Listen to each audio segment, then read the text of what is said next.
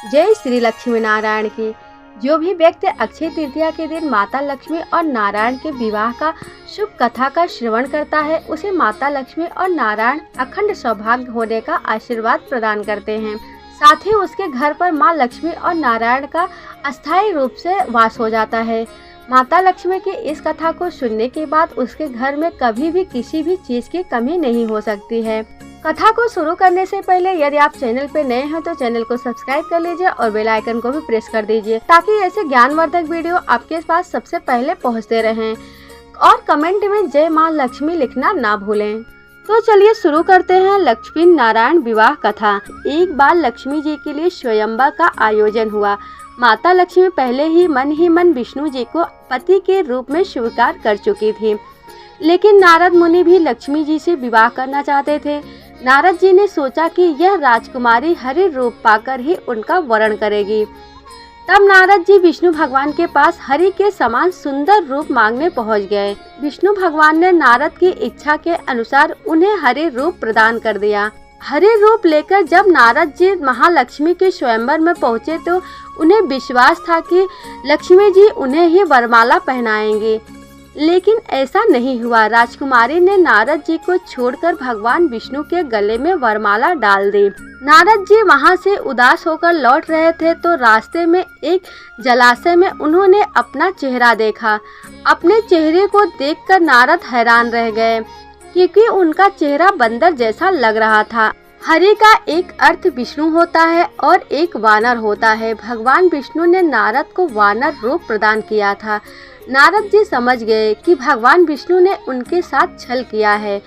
उनको भगवान विष्णु पर बहुत क्रोध आया। नारद जी सीधे वैकुंठ पहुंच गए और आवेश में आकर भगवान विष्णु को श्राप दे दिया कि आपको मनुष्य रूप में जन्म लेकर पृथ्वी पर जाना होगा।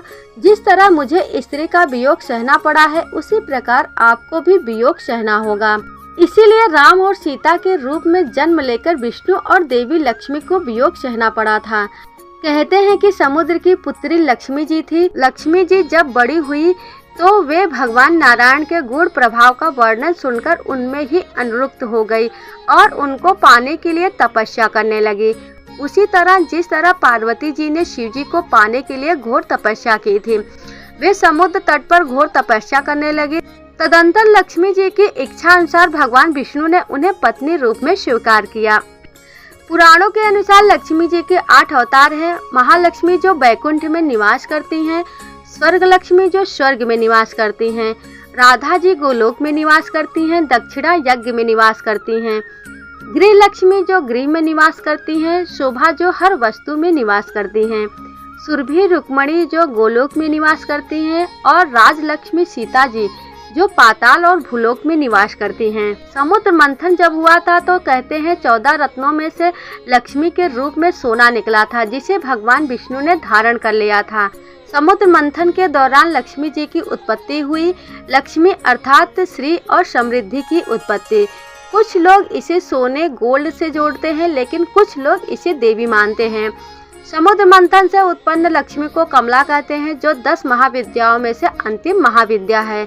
अध्ययन से पता चलता है कि समुद्र मंथन से निकली लक्ष्मी को वैभव और समृद्धि से जोड़कर देखा गया, जिसमें सोना, चांदी आदि कीमती धातुएं भी शामिल थी, जो कि महालक्ष्मी का प्रतीक है। इसीलिए मान्यता है कि अक्षय तृतीया पर जो भी व्यक्ति अपने सामर्थ्य अनुसार हीरे, मोती, सोना, चांदी खरीदता है, उसके घर पर माता लक्ष्मी अस्थायी रूप से वास करने लगती हैं। अक्षय तृतीया पर किया गया कोई भी शुभ काम या कोई भी खरीदी गई वस्तु 100 गुना फलों की प्राप्ति देती है। इस दिन कन्यादान का विशेष महत्व होता है। बहुत से लोग इस दिन शुभ मुहूर्त में अपने कन्याओं का कन्यादान करते हैं। अक्षय तृतीया का दिन बहुत ही शुभ देने वाला माना जाता है।